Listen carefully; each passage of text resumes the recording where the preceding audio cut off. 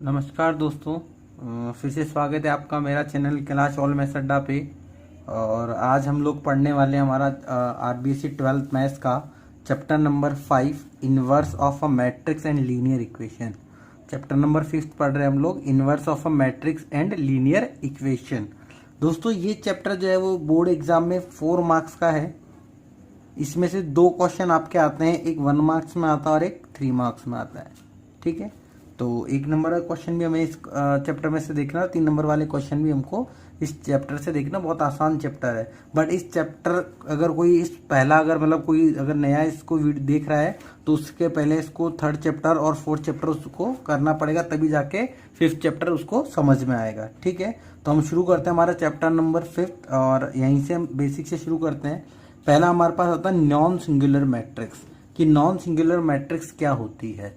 तो हमने यहाँ पे डेफिनेशन में लिखा है क्या, कि अगर आपके पास कोई डिटर्मिनेंट है, या हम देखते हैं कि किसी भी मैट्रिक्स का जो डिटर्मिनेंट अगर हमारा नॉन जीरो होता है, किसी भी मैट्रिक्स का डिटर्मिनेंट अगर हमारे पास क्या हो, नॉन जीरो हो, यानी कि जीरो अगर नहीं हो, तो उसको हम लोग बोलते हैं नॉन सिंगुलर मैट्रिक्स। क्या बोलते हैं? Non singular matrix. तो एग्जाम्पल के तौर पे हम लोगों ने ये लिख रखा है, एक हमने यहाँ पे मैट्रिक्स ले रखी है ए मैट्रिक्स 2 1 3 4। तो इसका हमने डिटर्मिनेंट ऑफ ए निकाला, तो देखो मैट्रिक्स के सिंबल को मैंने डिटर्मिनेंट के सिंबल में कन्वर्ट कर दिया।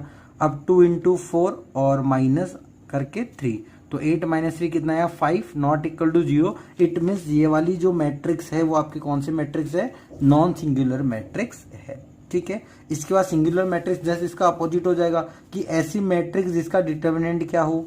0 हो, वो हमारी क्या कहलाएगी? Singular matrix. क्या कहलाएगी? Singular matrix. ठीक है, अब इसी को हम लोग बोलते हैं, यहाँ पे बोलते हैं इसको नॉन इन्वर्टिबल भी बोलते हैं। इसको हम लोग बोलते हैं नॉन इन्वर्टिबल मैट्रिक्स, और इसको हम लोग बोलते हैं इन्वर्टिबल मैट्रिक्स। इन्वर्टिबल मैट्रिक्स यानी नॉन सिंगुलर को हम लोग क्या बोलते हैं? इन्वर्टिबल भी बोलते हैं, और सिंगुलर को हम लोग क्या बोलते हैं? नॉन इन्वर्टिबल बोलते हैं, जिसका इन्वर्स नहीं निकल सकता। ठीक है, तो सिंगुलर मैट्रिक्स का मतलब क्या होगा? ऐसी मैट्रिक्स जिसका डिटर्मिनेंट क्या हो? 0 हो।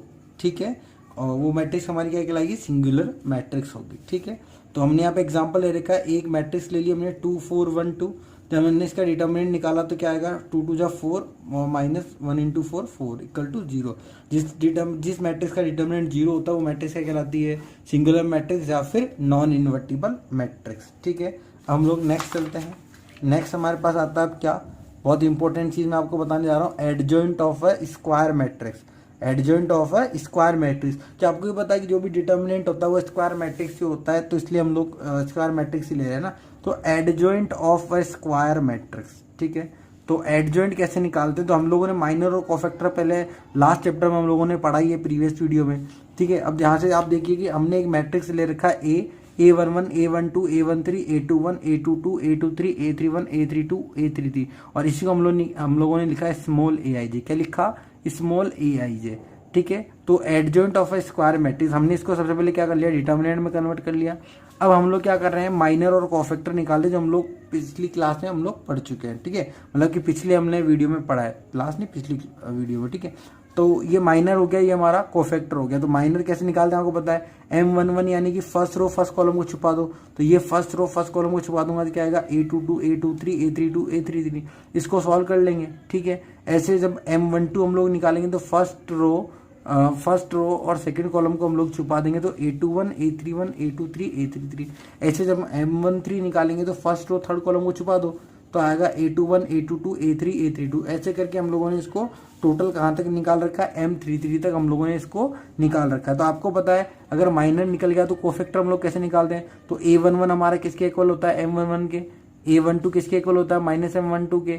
A13 किसके इक्वल होता है? M13 के। A21 किसके इक्वल होता है? माइनस M21 के। A22 किसके इक्वल होता है? M22 के। A23 किसके इक्वल होता है? माइनस M23 के। मैंने आपको बताया था इवन ऑड वाला कंसेप्ट, 1 और 2 ऑड है तो माइनस आ जाएगा, 1 और 1 2 इवन है तो एज इट इज आ जाएगा, है ना। तो ऐसे A33 हमारे किसके इक्वल हो जाएगा? M33 के। ठीक है, हम लोग नेक्स्ट चलते हैं।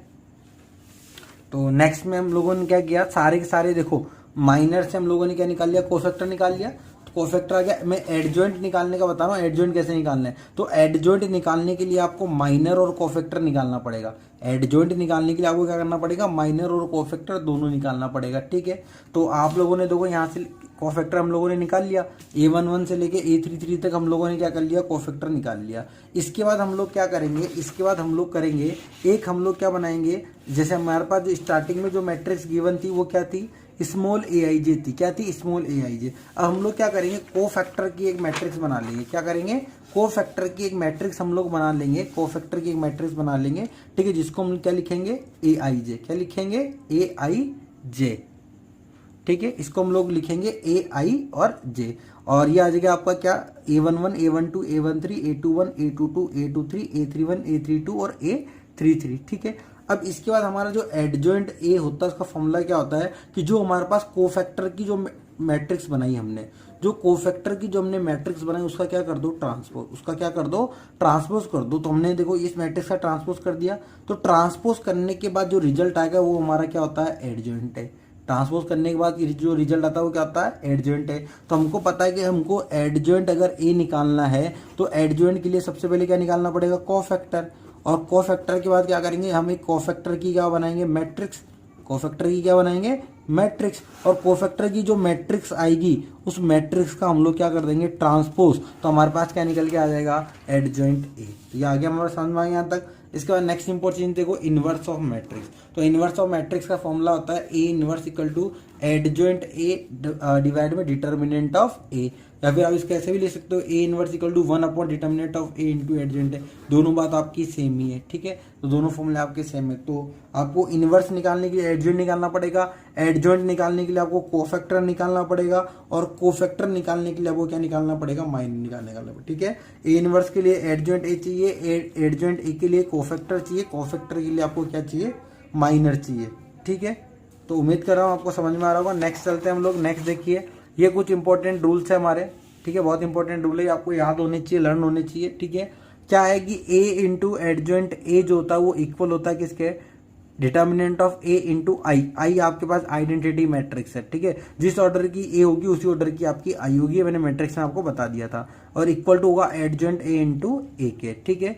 फिर नेक्स्ट देखो, adjoint A into B, adjoint A into B किसके इक्वल होगा, adjoint B into adjoint A, मतलब अपोजिट हो जाएगा, ठीक है। जैसे हम लोगों ने मैट्रिक्स में पढ़ा था ट्रांसपोज का, कि ए बी का ट्रांसपोज किसके बोलता है, बी ट्रांसपोज ए ट्रांसपोज, वैसे ही एडजॉइंट ए बी भी किसके बोल होगा, adjoint B into adjoint A. ऐसे देखो, एडजॉइंट ए का ट्रांसपोज, यानी कि आप पहले ए का ट्रांसपोज करो और उस मैट्रिक्स का एडजॉइंट ए निकालो ना, ए का ट्रांसपोज करो फिर उसका एडजॉइंट ऑफ ए ट्रांसपोज निकालोगे, वो आपका इक्वल होगा एडजॉइंट ए के होल ट्रांसपोज के, ठीक है। ऐसे नेक्स्ट है आपके पास ए बी का अगर होल इनवर्स है तो पहले बी इनवर्स आएगा, फिर इनटू में ए इनवर्स आएगा, फिर अगर मैं ए इंटू ए इनवर्स करता हूं तो क्या आएगा, आई। और यहीं पे मैं बताता हूँ, अगर किसी भी मैट्रिक्स को उसके आइडेंटिटी मैट्रिक्स से मल्टीप्लाई करते हो तो क्या आएगा, वो मैट्रिक्स खुद आएगी, चाहे वो इनवर्स में हो चाहे वो नॉन इनवर्स में हो, ठीक है। चलो नेक्स्ट आपके पास ये बहुत इंपॉर्टेंट है, इसके ऊपर आपका एक क्वेश्चन आएगा, ठीक है, बहुत important exam point of view से, कि अगर किसी ए, कोई मैट्रिक्स ए है, उसका अगर ट्रांसपोज का अगर आप होल इनवर्स करते हो तो वो इक्वल होगा ए इनवर्स के होल ट्रांसपोज के, ठीक है। ये बहुत आपका इंपॉर्टेंट चीज है, ठीक है। अब बात करते हैं, अभी मैंने आपको 3/3 का क्या बताया, एडजॉइंट ए निकालना सिखाया। एक डिटर्मिनेंट, एक मैट्रिक्स थी आपकी 3/3 की, उसका मैंने आपको क्या सिखाया, आपको मैंने एडजॉइंट निकालना सिखाया।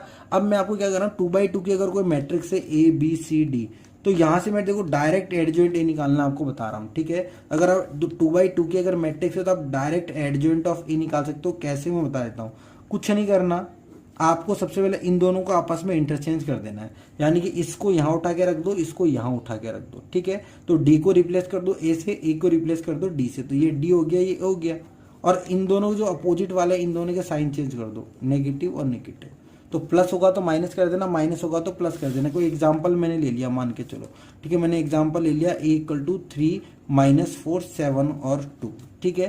तो अगर मेरे को इसका एडजॉइंट ए निकालना हो तो वो एडजॉइंट ए आपके पास क्या आ जाएगा, इन दोनों को आपस में चेंज कर दो, 7 ऊपर 3 नीचे, इनके साइन चेंज करने, तो माइनस है तो प्लस हो जाएगा, प्लस है तो माइनस हो जाएगा। ये आपका डायरेक्ट एडजॉइंट ए हो गया किसका, 2/2 का। किसका हो गया, 2/2 का।